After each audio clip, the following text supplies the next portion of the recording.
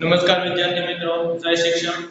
Last lecture ની અંદર આપણે દ્રષ્ટિ સ્થાન ભેદની રીતને અનુરૂપ જે આપણે એક્ઝામમાં સોલ્યુશન કરેલા એની પહેલા એક ડિગ્રી અને રેડિયનનું કન્વર્ઝેશન હતું એના વિશે ચર્ચા કરી. બરાબર. ઉદાહરણ નંબર 1 ની અંદર આજે જોડી પાછા ચેપ્ટરની અંદર વધુ આગળ વધતા અત્યારે જે આપણે ચર્ચા કરવાની છે ખૂબ જ સૂક્ષ્મ જે અંતરો હોય એનો જે ખ્યાલ મેળવવો. જો ખૂબ જ સૂક્ષ્મ અંતરોનો ખ્યાલ મેળવવો હોય, સમજો તમે કે માની લો કે 10 ની -5 નું માપન કરવું હોય તો આપણે માઇક્રોમીટર, સ્ક્રુ ગેજ અથવા તો સ્પેરોમીટર વાપરી શકીએ. પણ જો આના કરતા નાનું અંતર માપન કરવું હોય તો શું કરવું? બરાબર. તો એના માટેની થોડીક વાત છે. પછી એક ઓલિક એસિડના સ્તરની છે આપણે જાડાઈ માપવા માટેની છે એક મેથડ ભણવાની છે. બરાબર. તો અત્યારે આપણે આગળ ચર્ચા કરીએ.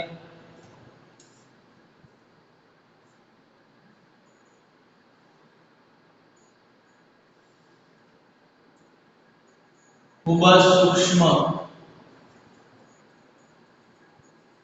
અંતરોનો ખ્યાલ. ખૂબ જ સૂક્ષ્મ અંતરોનો ખ્યાલ એટલે એસ્ટિમેશન ઓફ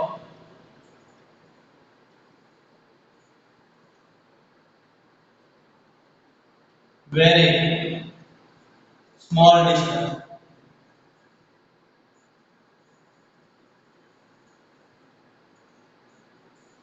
ખૂબ જ સૂક્ષ્મ અંતરોનો ખ્યાલ એટલે કે estimation of very small distance. ખૂબ જ સૂક્ષ્મ અંતર હોય એનો આપણે છે મેળવવાનો છે, અંદાજ મેળવવાનો છે અથવા તો છે ખ્યાલ મેળવવાનો છે. બરાબર. તો ખૂબ જ સૂક્ષ્મ અંતરોનો જો આપણે ખ્યાલ મેળવીએ, બરાબર, તો અંદાજ મેળવીએ તો એમાં આપણે શરૂઆત કરીએ. માની લો કે આપણે 10 ની -8 ઘાત 10 ની -10 ઘાત મીટરનું માપન કરવું. 10 ની -8 ઘાત મીટર થી 10 ની -10 ઘાત મીટરનું જો આપણે માપન કરવું હોય તો આપણે એનું માપન છે એ વર્નિયર કેલિપર અથવા તો માઇક્રોમીટર સ્કેલની મદદથી કરી શકાય નહીં. તો ઈ પછી દ્રશ્ય પ્રકાશનો ઉપયોગ કરીને એક માઇક્રોસ્કોપ બનાવવામાં આવ્યો જેની અંદર દ્રશ્ય પ્રકાશ, બરાબર, કે આપણે સૂર્યમાંથી જે પ્રકાશ આવે છે, બરાબર, એને આપણે જે જોઈ શકીએ છીએ એ જે પ્રકાશ છે એને આપણે દ્રશ્ય પ્રકાશ કહીએ. આપણે 12મા ધોરણની અંદર વિદ્યુત ચુંબકીય તરંગો નામનું ચેપ્ટર ભણશું ત્યારે આપણને ખબર પડશે જ્યારે સૂર્યમાંથી આવતો પ્રકાશ છે ને માત્ર દ્રશ્ય પ્રકાશ નથી, આખો વર્ણપટ છે. જુદા જુદા તરંગોનો છે એ વર્ણપટ મળે કે દ્રશ્ય પ્રકાશ મળે, પારજાંબલિક તરંગો આપણને મળે, માઇક્રો તરંગો મળે, રેડિયો તરંગો મળે. પણ એની ચર્ચા છે આપણે ત્યારે કરશું ત્યારે આપણને એમ ખબર પડે કે આ દ્રશ્ય પ્રકાશ છે એ એક ભાગ જ છે. બધો જ જે સૂર્યમાંથી જે પ્રકાશ આવે છે બધો આપણે જોઈ શકતા નથી. એમાંનો જે દ્રશ્ય પ્રકાશ છે જે આપણે સમગ્ર દુનિયા જોઈ શકીએ છીએ એનો ઉપયોગ કરીને ઇલેક્ટ્રોન માઇક્રોસ્કોપ બનાવવામાં આવ્યો.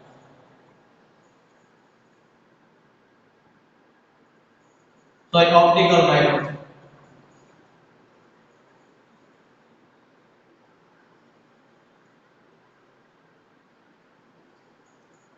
ઓપ્ટિકલ માઇક્રોસ્કોપ આની જે વિભેદન ક્ષમતા છે એ 4000 એંગસ્ટ્રોમ થી લઈ અને 8000 એંગસ્ટ્રોમ, કારણ કે દ્રશ્ય પ્રકાશની તરંગલંબાઈ છે, દ્રશ્ય પ્રકાશની તરંગલંબાઈ છે કેટલી છે 4000 એંગસ્ટ્રોમ થી 8000 એંગસ્ટ્રોમ. ઘણી વખત એનો ઉલ્લેખ 4000 એંગસ્ટ્રોમ થી 7000 એંગસ્ટ્રોમ સુધી પણ કરે છે. બરાબર. કોઈ પણ એક વસ્તુ છે આપણે ધ્યાનમાં રાખવું કે ઘણી બુકની અંદર છે 8000 એંગસ્ટ્રોમ સુધીનું કામ કરેલું હોય, ઘણી બુકમાં 7000 એંગસ્ટ્રોમ.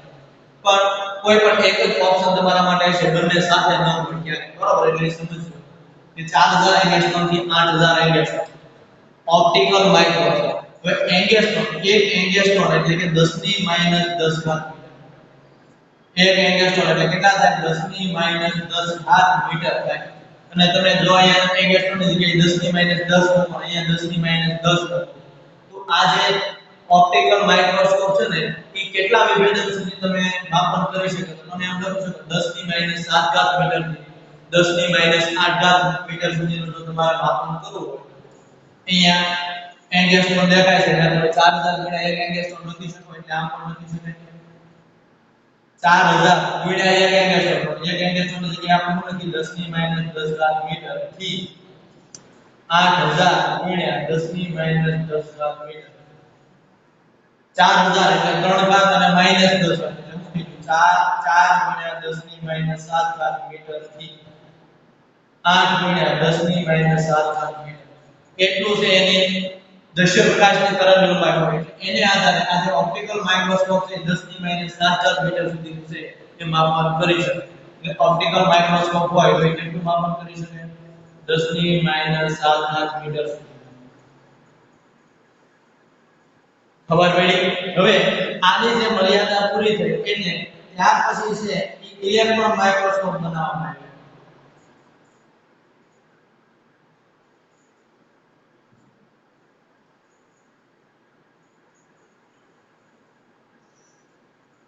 હું બનાવવામાં આવ્યો ઇલેક્ટ્રોન માઇક્રોસ્કોપ. ઓપ્ટિકલ માઇક્રોસ્કોપ ની અંદર કોનો ઉપયોગ થતો હતો? દ્રશ્ય પ્રકાશનો. ઓપ્ટિકલ માઇક્રોસ્કોપ નો જે ઉપયોગ થતો હતો એ કોનો ઉપયોગ થતો હતો? દ્રશ્ય પ્રકાશનો. અહીંયા ઇલેક્ટ્રોન માઇક્રોસ્કોપ નો ઉપયોગ કરવામાં આવ્યો. ઇલેક્ટ્રોન માઇક્રોસ્કોપ ની અંદર છે ને એ દ્રશ્ય પ્રકાશની જગ્યાએ ઇલેક્ટ્રોન ને જે તરંગ સ્વરૂપે છે એ ધારવામાં આવ્યો.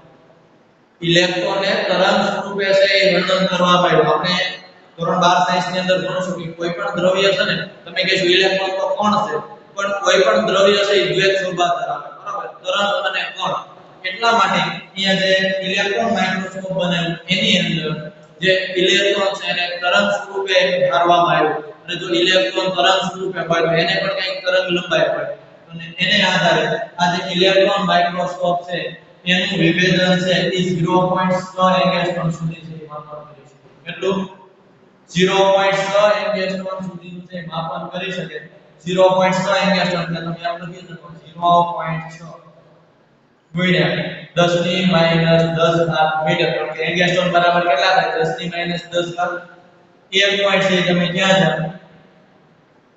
1 પોઈન્ટ ક્યાં જાવ તમે? જમણી બાજુ 6 ગુણ્યા 10⁻11 જેટલું છે માપન કરી શકાય. બરાબર. તો કેટલા મીટર સુધીનું છે કોણ ઇલેક્ટ્રોન માઇક્રોસ્કોપ છે એ માપન કરી શકે. આની અંદર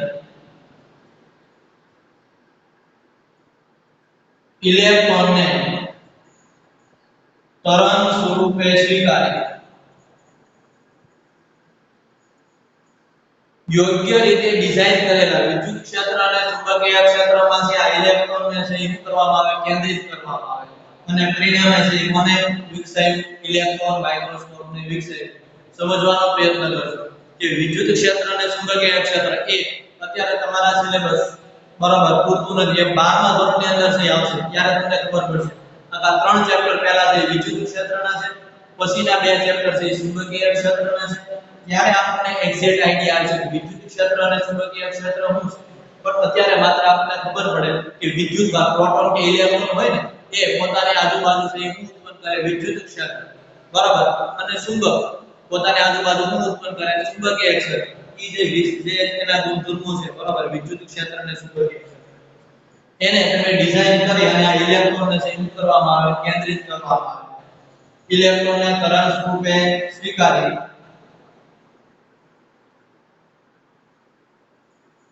યોગ્ય રીતે તૈયાર કરેલા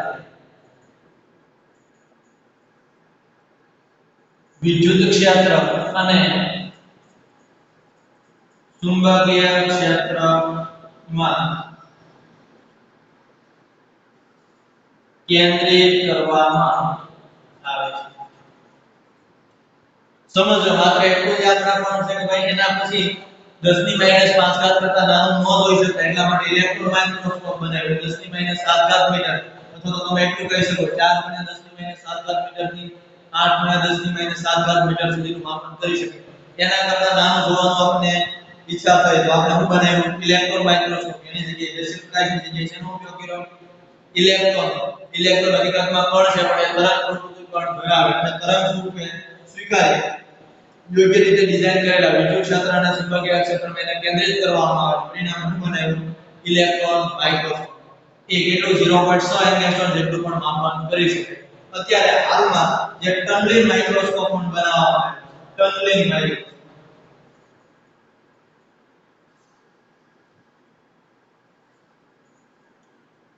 ટનલિંગ માઇક્રોસ્કોપ છે ને એ અણુની સાઈઝનો પણ ખ્યાલ આપે છે. અણુની સાઈઝ એટલે 10⁻10 અને એનું માપન છે એંગસ્ટ્રોમ કરતા પણ નાનું છે એની વિભેદન ક્ષમતા.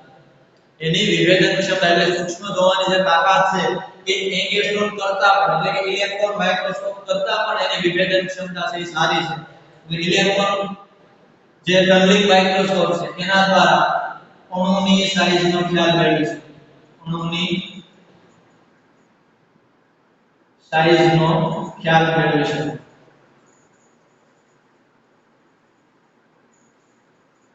આ જે માઇક્રોસ્કોપ છે ટનલિંગ માઇક્રોસ્કોપ એની મદદથી અણુની સાઈઝનો તમે ખ્યાલ મેળવી શકો. એટલે કે એક એંગસ્ટ્રોમ કરતા પણ એની વિભેદન ક્ષમતા છે સારી છે. એટલે કે એક એંગસ્ટ્રોમ કરતા પણ નાનું તમે કોની મદદથી જોઈ શકો. એટલે એમ પણ લખી શકાય કે એક એંગસ્ટ્રોમ કરતા પણ નાનું જોઈ શકો. આ ટનલિંગ માઇક્રોસ્કોપની મદદથી તમે એક એંગસ્ટ્રોમ કરતા પણ નાનું છે એ જોઈ શકો. એટલે આ સૂક્ષ્મ અંતરોનું જો તમે માપન કરવું હોય તો આ રીતે છે આપણે આ ઇન્સ્ટ્રુમેન્ટ દ્વારા કરી શકીએ. માત્ર સમજવાનું છે. હવે અત્યારે જે આપણે ભણવાનું છે કે ફોલિક એસિડના સ્તરની જાડાઈ માપવા માટેની એક પ્રવૃત્તિ તમારી બુકની અંદર વર્ણન કરેલી છે. એ જોઈએ. ત્યાર પછી આપણે હજી આના કરતા નાનું માપન કરી શકાય કે લંબાઈનો માપક્રમ. આના પછીના લેક્ચરની અંદર આપણે જે લંબાઈનો માપક્રમ ભણશું એની અંદર આપણે ભણશું કે આ અણુ છે ને એનું સાઈઝ તો 10 ની -10 ઘાત હોય. કોઈ પણ અણુની સાઈઝ કેટલી હોય 10 ની -10 ઘાત. પણ એના કરતા જો માની લો કે અણુની અંદર એટલે કે જો પરમાણુ તમે લો કે પરમાણુનું કેન્દ્ર એટલે કે ન્યુક્લિયસ. એ જે ન્યુક્લિયસની સાઈઝ જો આપણે માપવી હોય બરોબર પરમાણુનું કેન્દ્ર કેમિસ્ટ્રીની અંદર તમે પરમાણુ અને પરમાણુનું કેન્દ્ર એવો શબ્દ છે સાંભળ્યો હશે. તો એ પરમાણુ અને પરમાણુનું કેન્દ્ર એટલે કે 10 ની -14 ઘાત મીટરની સાઈઝનું હોય. એ પણ ત્યાંથી લઈ અને આખું અવલૌકિક વિશ્વ એટલે કે 10 ની માથે 26 ઘાત મીટર સુધીનું માપન કરવું પડે. પણ એ હવે પછીના લેક્ચરની અંદર આપણે ચર્ચા કરીએ. અત્યારે માત્ર આપણે એટલો ખ્યાલ મેળવવાનો હતો એ સમજાવવાનો. અત્યારે જે અમે ચર્ચા કરવાની છે કે ફોલિક એસિડના સ્તરનું છે આપણે શું કરવાનું છે માપન કરવાનું છે. એક ફોલિક એસિડનું સ્તર બનાવવાનું છે અને એની મદદથી છે એના અણુની છે આપણે માપવાની છે સાઈઝ માપવાની.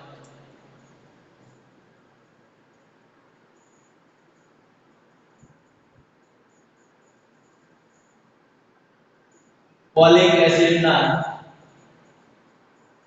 સ્તરની જાડાઈ માપવા. ફોલિક એસિડ છે ને એક સાબુ જેવું છે ને એ ચીકણું પ્રવાહી છે. એક એસિડ છે સાબુ જેવું ચીકણું પ્રવાહી છે અને એનું જે અણુ સૂત્ર છે ને એ C18H32O2. આની અંદર હકીકતમાં કીટોન અને આલ્કોહોલ બે સમૂહ છે. કીટોન સમૂહ કેમિસ્ટ્રીની અંદર તમે ભણ્યા છે C ડબલ બોન્ડ O બરોબર અને OH સમૂહ. આ બંને આલ્કોહોલ અને કીટોન બંને સમૂહ છે કોની અંદર આવેલા છે ફોલિક એસિડની અંદર. કેમિસ્ટ્રીની અંદર છે તમે આ એસિડો વિશે છે એ સંપૂર્ણ માહિતી મેળવશો. અત્યારે માત્ર આપણે નામ જ છે ફોલિક એસિડ. પણ આપણને ખબર હોવી જોઈએ કે ફોલિક એસિડ એ સાબુ જેવું એક પ્રવાહી છે. એનું અણુ સૂત્ર C18H32O2 એટલે કે એની અંદર કાર્બન 18 હાઇડ્રોજન છે એ 32 અને ઓક્સિજન છે કેટલા આવેલા છે 2 કેટલા આવેલા છે. આ જે ફોલિક એસિડ છે બરોબર એના સ્તરની જો આપણે જાડાઈ માપવી હોય તો એના માટેની છે એક પ્રવૃત્તિ તમને આપેલી છે બરોબર કે સૌપ્રથમ આપણે છે 1 cm ઘન છે ફોલિક એસિડ લેવાનું છે અને એને 20 cm ઘન આલ્કોહોલ ની અંદર આલ્કોહોલ એટલે કે મિથેનોલ છે ઇથેનોલ છે બરોબર તમે ધોરણ 10 ની અંદર ભણી ગયા. તો એ આલ્કોહોલ ની અંદર આનું છે 20 cm ઘન છે દ્રાવણ બનાવવાનું. એનો મતલબ એ કે 1 cm ઘન તમે ફોલિક એસિડ લો અને 19 cm ઘન આપણે શું લઈ લેવાનું આલ્કોહોલ. એને બેને મિશ્ર કરી દેવાનું એટલે 20 cm ઘનનું દ્રાવણ બની એટલે 20 cm ઘનનું દ્રાવણ બનાવવાનું બરોબર. અને એ જે દ્રાવણ બન્યા પછી એમાંથી પાછું 1 cm ઘન દ્રાવણ લેવાનું અને વળી પાછું 20 cm ઘનનું છે આલ્કોહોલમાં દ્રાવણ બનાવવાનું બરોબર. અને પછી એ દ્રાવણ બની જાય પછી એક મોટું પાત્ર લેવાનું આપણે એ પાત્રની અંદર ભરી દેવાનું પ્રવાહી ભરી દેવાનું એટલે કે પાણી અને એ પાણીની અંદર લાઇકોપોડિયમ નામનો પાવડરનો છંટકાવ કરવાનો બરોબર. અને આ લાઇકોપોડિયમ નામના પાવડરનો છંટકાવ કરજો. લાઇકોપોડિયમ પાવડર એ આશા પીળા રંગનો પાવડર છે અને એનો ઉપયોગ છે ને માનો કે નાના જે છોડ હોય ને એના ખાતર તરીકે પણ તમે એનો ઉપયોગ કરી શકો બરોબર. અને જો એને હવાના સાથે મિશ્રણ કરી અને સળગાવવામાં આવે ને તો ધુમાડા સાથે છે એ સળગે. એ લાઇકોપોડિયમ નામના પાવડરનો ગુણધર્મ છે. પણ આપણે બહુ એની વિશે લાઇકોપોડિયમ શું છે ક્યાં છે એની સાથે બહુ જોવા નથી. આપણે અહીંયા આ પ્રવૃત્તિના વર્ણન માટે જરૂરી છે એટલે આપણને ખબર હોવી જોઈએ. તો ફોલિક એસિડના સ્તરની જાડાઈ માપવા માટેની જે પ્રવૃત્તિ છે એનું આપણે વર્ણન કરીએ. સૌપ્રથમ 1 cm ઘન ફોલિક એસિડ લઈએ, 20 cm ઘન આલ્કોહોલમાં દ્રાવણ બનાવો. સમજો કે 1 cm ઘન તમારે ફોલિક એસિડ લેવાનું અને 19 cm ઘન તમે શું લેવો આલ્કોહોલ, એટલે ટોટલ દ્રાવણ તમારું કેટલું થયું 20 cm ઘન આલ્કોહોલમાં છે દ્રાવણ બને. સમજાવ. સૌપ્રથમ 1 cm ઘન ફોલિક એસિડ 20 cm ઘન આલ્કોહોલમાં છે દ્રાવણ બને. બરાબર, ખબર પડી? હવે આખું દ્રાવણ બની ગયું. માનો કે આપણે એક પાત્રમાં 19 cm ઘન આલ્કોહોલ લીધું, 1 cm ઘન ઉમેર્યું ફોલિક એસિડ, એટલે 20 cm ઘનનું દ્રાવણ બની ગયું. બરાબર. હવે જે દ્રાવણ બની ગયું ને એમાંથી 1 cm ઘન છે દ્રાવણ લેવાનું આપણે. ને વળી પાછું 20 cm ઘન આલ્કોહોલમાં છે દ્રાવણ બનાવવાનું. એટલે હજી નબળું બને. અત્યારે માનો કે એસિડ છે 20 cm ઘનમાં 1 cm ઘન ફોલિક એસિડ હતું. હવે આખા પાત્રની અંદર ફોલિક એસિડ ભળી ગયું. આલ્કોહોલ ની અંદર છે ને ફોલિક એસિડ દ્રાવ્ય થઈ જાય. એટલા માટે છે ને આ આલ્કોહોલ લેવામાં આવે. એટલે આલ્કોહોલનું જે આ દ્રાવણ બન્યું 20 cm ઘન એમાંથી વળી પાછું 1 cm ઘન આપણે ઉપાડી લેવાનું દ્રાવણ અને વળી પાછું ત્યાં 20 cm ઘન આલ્કોહોલમાં છે દ્રાવણ બનાવવાનું.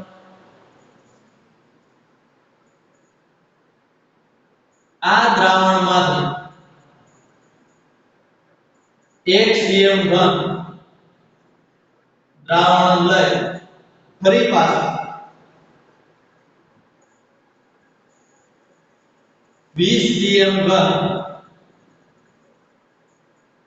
આલ્કોહોલમાં દ્રાવણ બનાવો. સમજવાનો પ્રયત્ન કરજો. પહેલા છે 20 cm ઘનનું જે દ્રાવણ બનાવ્યું એમાંથી આપણે 1 cm ઘન દ્રાવણ લીધું.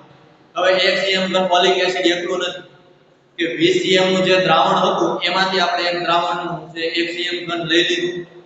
1 cm ઘન કોને કહેવાય ખબર પડે કે નહીં? માનો કે એક તમારે આ ઘન ટુકડો છે, બરાબર કે જેની દરેક બાજુની લંબાઈ છે કેટલી છે 1 cm. આની 1 cm, આ પણ 1 cm અને આ પહોળાઈ પણ કેટલી છે તો 1 cm. એવડા ટુકડાની અંદર જેટલું દ્રાવણ સામે ને 1 cm 1 cm 1 cm નો ઘન લઈ લેવાનું. એની અંદર જેટલું દ્રાવણ સામે ને એને કહેવાય 1 cm ઘન દ્રાવણ કહેવાય. એટલે એ બાજુ આપણને ખબર પડે. હવે જો કે આ દ્રાવણની અંદર તમે ફોલિક એસિડ નું જો તમે કદ માપો તો એ કદ કેટલું થઈ જાય તો કે 20 cm ગુણ્યા 20 cm. એટલા cm ઘન દ્રાવણ તમે લો એમાંથી કેટલું હોય 1 cm ઘન છે એ કોણ હોય ફોલિક એસિડ હોય. બરાબર, તો તમે એમ કહી શકો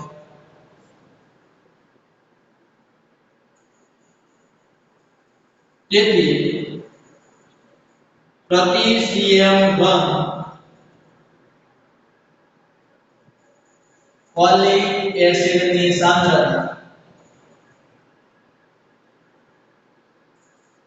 પ્રતિ cm ઘન ફોલિક એસિડની સાંદ્રતા કેટલી હોય તો કે V1/20 ગુણ્યા 20 cm ઘન.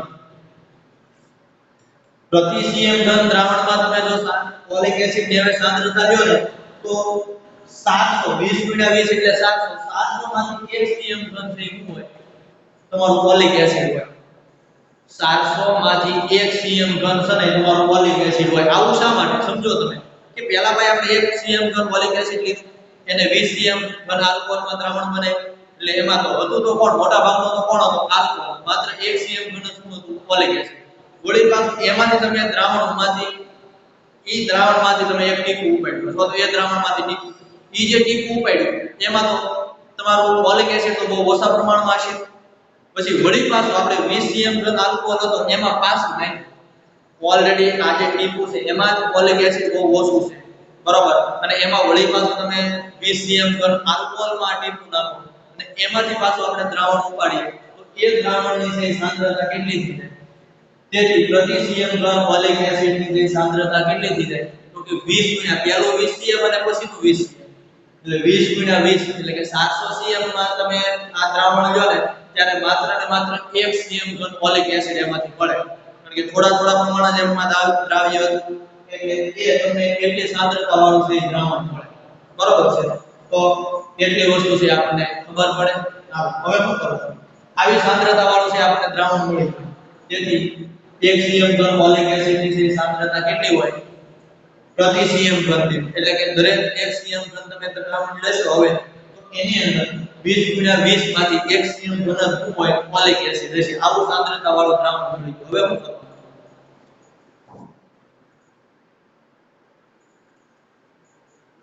ખૂબ મોટા પાત્રમાં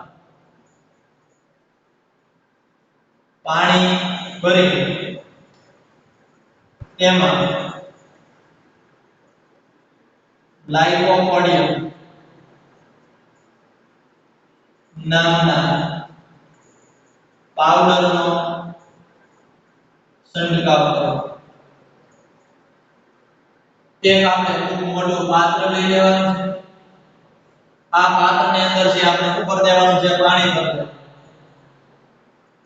આ પાત્રની અંદર આપણે દેવાનું છે પાણી આ પાત્રની અંદર પાણી ભરી અને આના ઉપર છે લાઇકોપોડિયમ નામના પાવડરનો છે છંટકાવ કરવાનો એટલે માની લો કે હવે આપણે આ પાવડર આના ઉપર છંટકાવ કરીએ એટલે આના ઉપર છે આ પાવડરનું સ્તર બની જાય અને આ પાવડર છે આછા પીળા રંગનો લાઇકોપોડિયમ પાવડર છે આછા પીળા રંગનો છે પાવડર છે એનો એટલે આપણે જ્યારે આ પાણી ઉપર છે એને છંટકાવ કર્યો એટલે અહીંયા પાણીની સપાટી ઉપર શું બની ગયું સ્તર બની ગયું અને આછા પીળા રંગનું સ્તર તો આપણને દેખાય કારણ કે એ પાવડર છે કેવો છે આછા પીળા રંગનો એટલે આપણને પાણીની અંદર દેખાય બરોબર હવે આ જે પાત્રમાં પાણી ભરેલું છે એમાં આ જે દ્રાવણ બનાવેલું છે એ દ્રાવણના ટીપા છે કોની અંદર નાખવામાં આવે આ પાત્રની અંદર નાખવામાં આવે બરોબર છે આ પાત્રની અંદર છે શું નાખવામાં આવે આ જે આપણે દ્રાવણ બનાવેલું છે એ દ્રાવણના અમુક ટીપા છે કોની અંદર નાખવામાં આવે છે પાણી ભરેલા પાત્રની બરોબર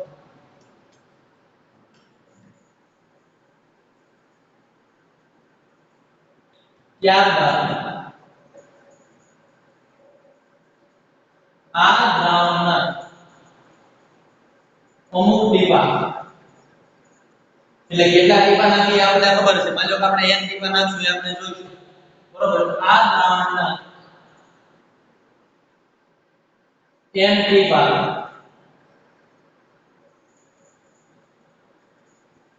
પાત્રમાં નાખતા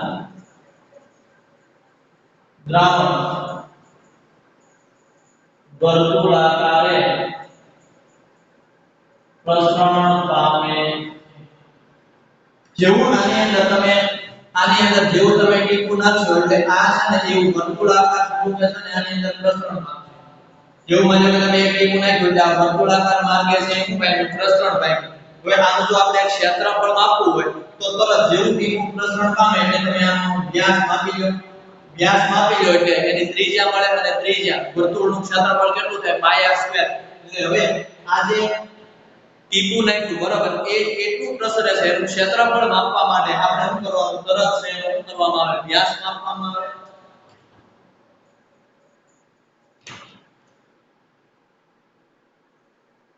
ક્ષેત્રફળ માપવા માટે આ વર્તુળાકાર ભાગનો વ્યાસ માપવામાં આવે છે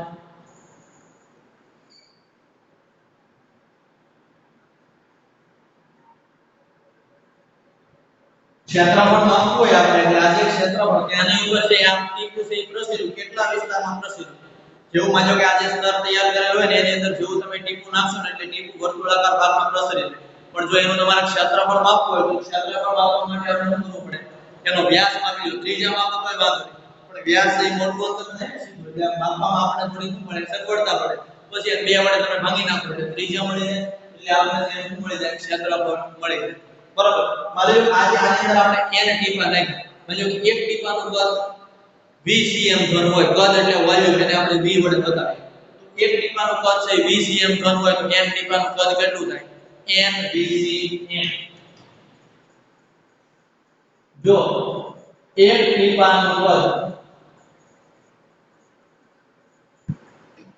20 cm ઘન હોય તો n ટીપાનું કદ બરાબર n ગુણ્યા 20 cm ઘન થશે. n ટીપાનું કદ કેટલું થાય? n 20 cm ઘન. પણ હવે જો ઓલિક એસિડ, તમે ઓલિક એસિડ નું તમે કદ માપો, આ તો આની અંદર તો મોટા ભાગનો કોણ છે? આલ્કોહોલ. તમને ખબર છે 1 cm ઘનની અંદર એની સાંદ્રતા તો કેટલી છે? 1/20 ગુણ્યા 20. તો આપણે જો ઓલિક એસિડ નું જો કદ આપણે ધ્યાનમાં લઈએ તો આ જે ઓલિક એસિડ નું કદ કેટલું થશે? ઓલિક એસિડ માટેનું કદ કેટલું થશે? તો જો n 20 cm કદ તો આખા ટીપાનું કદ છે, પણ આપણે આની સાંદ્રતા 1/20 ગુણ્યા 20. એટલે ઓલિક એસિડ નું કદ થશે n ટીપાનું કેટલું થશે? n v કૌંસમાં 1/20 ગુણ્યા 20 cm ઘન. તેથી ઓલિક એસિડ નું કદ બરાબર NV કૌંસમાં 1/20 ગુણ્યા 20 cm. એટલું છે આપણને મળ્યું ઓલિક એસિડ નું કદ મળ્યું. અહીંયા આપણે વ્યાસ માપી લીધો તો વ્યાસ માપી લીધું હોય માની લો કે એનું ક્ષેત્રફળ છે, આજે આપણે વ્યાસ ને એના ઉપરથી માની લો કે ક્ષેત્રફળ છે એ n એટલું છે.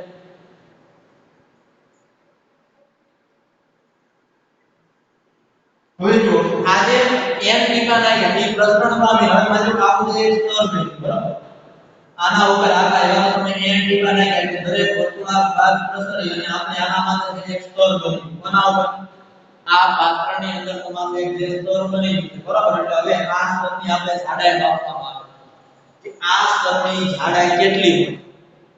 હવે આ સ્તરની આપણે જાડાઈ માપવી છે. માનો કે જાડાઈને છે તમે t વડે બતાવો, તો હકીકતમાં તમે કદની વાત કરો તો કદ બરાબર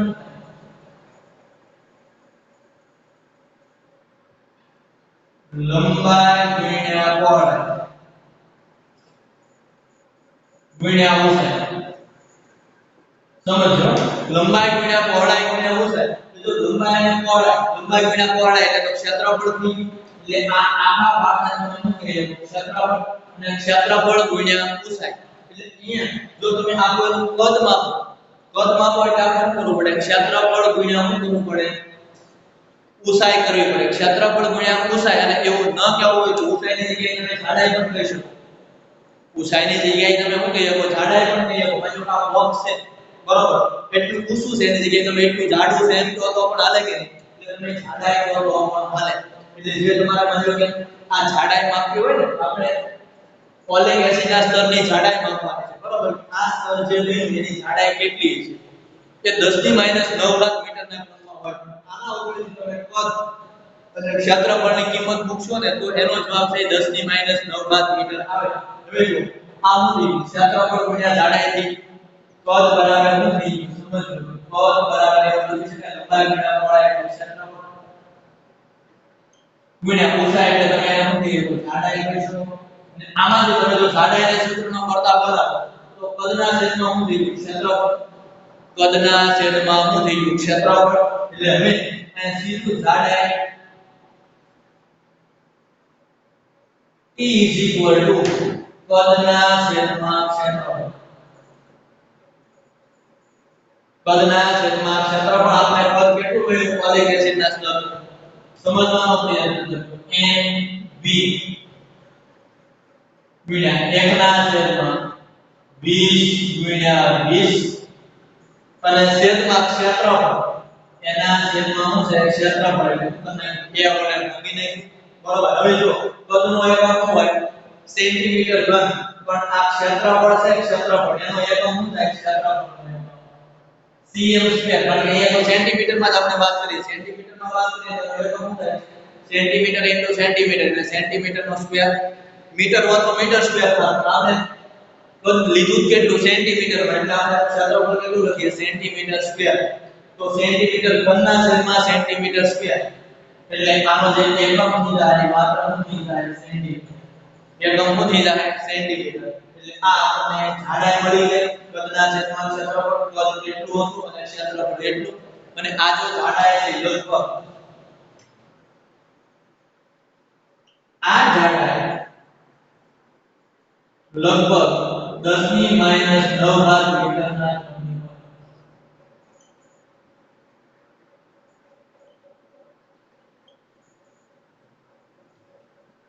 સમજવાનો પ્રયત્ન કરજો.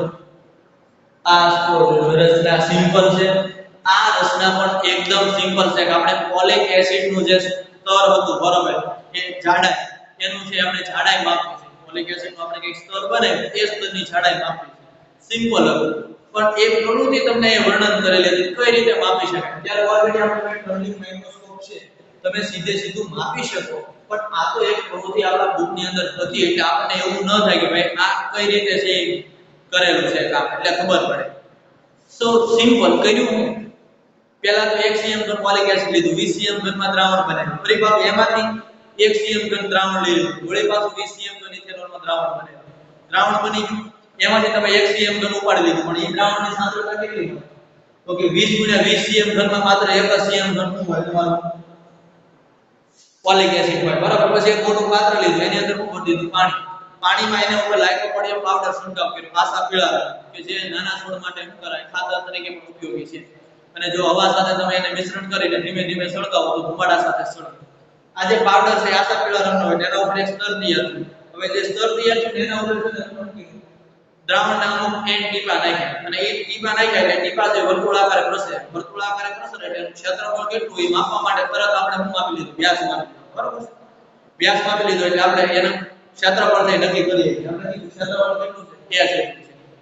હવે આપણે કે આ ફોલિક એસિડ નું કદ કેટલું છે તો કે જો n ટીપા હોય તો એનું કદ nVcm ઘન થઈ જાય પણ એ તો આખા દ્રાવણની વાત છે પણ એમાં તો માત્ર ફોલિક એસિડ કેટલું હોય તો કે v ના છેદમાં એટલે કે 1 ના છેદમાં 20 * 20 cm ઘન હોય એને વડે આપણે શું કરીએ nv કૌંસમાં 1 ના છેદમાં 20 * 20 cm ઘન એટલે આ આપણને કુલ કદ મળ્યું. હવે જાડાઈ માપવી હોય તો એની સૂત્રનો પ્રકાર બનાવો કદના છેદમાં શું થાય ક્ષેત્રફળ કદ આપણને આ મળેલું છે લખી નાખ્યું ક્ષેત્રફળ આપણને મળેલું છે લખી નાખ્યું જાડાઈ મળી બરાબર. આ તો આપણે જો આવી પ્રવૃત્તિ એટલે કે આપણી પાસે બધી વસ્તુ હોય તમે જ્યારે આ પ્રવૃત્તિ કરો તો આ બધું માપી છે અહીંયા કદની કિંમત મૂકો a ની કિંમત મૂકો n ની કિંમત મૂકો અને આ સાદુરૂપ લાવો તમારો જવાબ છે કેટલો આવે 10 ની માઈનસ 9 ઘાત મીટર જેટલો આવે. તો એટલી વસ્તુ આપણને ખબર હોવી જોઈએ. નેક્સ્ટ હવે પછી છે આપણે આવતા લેક્ચર ની અંદર છે લંબાઈના માપદંડ વિશે છે ચર્ચા કરશું કે ક્યાં સુધી થી શરૂ કરીને કેટલા સુધી છે આપણે લંબાઈ માપી શકીએ. આજના લેક્ચર ની અંદર કેટલું છે એ તમને ખ્યાલ હોવો